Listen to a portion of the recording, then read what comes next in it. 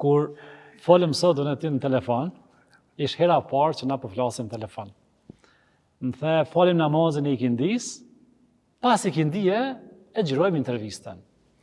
Unë e të nguca pak, thash pse mu falë, thash unë buj mos më konë dashamirë si fes, po ti në fund ma ktheve the, që se do fenë, s'ka intervist. Që është? Apo më ka dhe diçka. Mu në telefon më the, du të mu falë për me falendru Zotin. Po në thash, që e bre, thash, unë po i thëmë Zotit faleminderit, e du të mu falë. Unë po du që të një këshill prej teje, për ata të ri dhe të reja, të cilët thojnë, pse më shku mu falë, që i thëmë Zotit faleminderës. Shkurt i bjenë mi ka dhut të rive dhe të rejave, pse falet një besimtar musliman. Falja, ose ibadeti më i mirë që ne ka mësu Muhammedi a.s. është namazi. është salati, thonë gjuhën arabe, namaz neve ne ka mëjet për e turqizmes. është lidhja më mirë që mund të ekzistojnë mes krijesës edhe krijuesit vetë. Do të thotë mes robit edhe të Zotit. Për atë Muhammedi a.s. ka thonë, e salatu qurratu ajnin, namazi është drita e shpirtit tem. Sepse ana materiale e njeriut përfundon kur me kalimin, me dhonën e shpirtit, me kalimin në botën e ardhshme. Ndërsa namazi është ai e cila na pret edhe del para Zotit, thotë ky o Zoti jem, Zoti din më mirë, këtë e din, po është për neve argument se nuk kemi pretu, nuk kemi kallëzu pritesë për me kry urdhën e Zotit, edhe për atë është thonje e sigurt, inna salate kanat alal mu'minina kitaban mawquta. Me të vërtet, namazi është bërë obligim në kohën e caktuar për besimtarët. Pse kjo?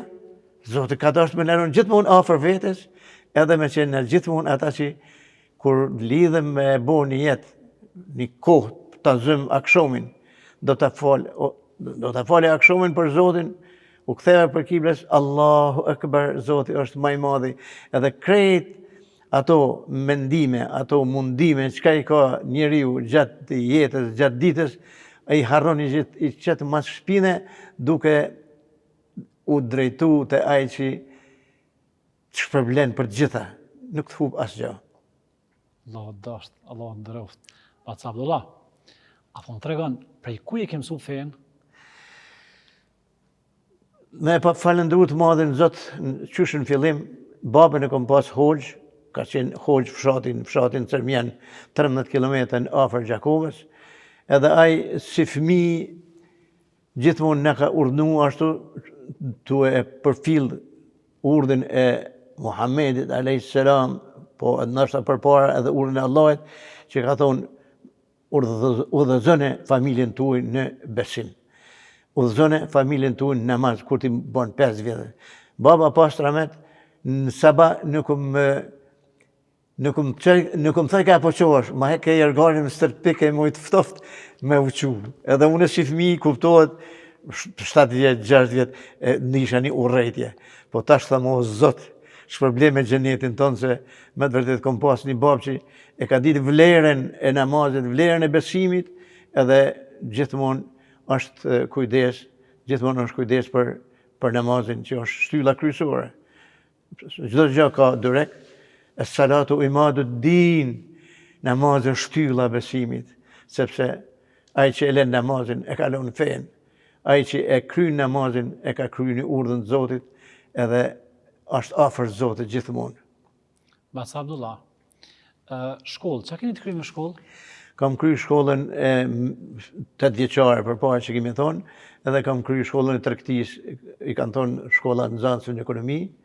Pastaj më kanë propozu me shku në Beograd në shkollë politike, për me se isha i dallum edhe për punë edhe për gjitha, për me do në thotë komunist me mirë po baba pasra vetat, ka t'jen ti me mu buk nuk kanë sofër, nëse shkon jashtë, për medrese po, për katë dush po. Komunist jo. Komunist jo.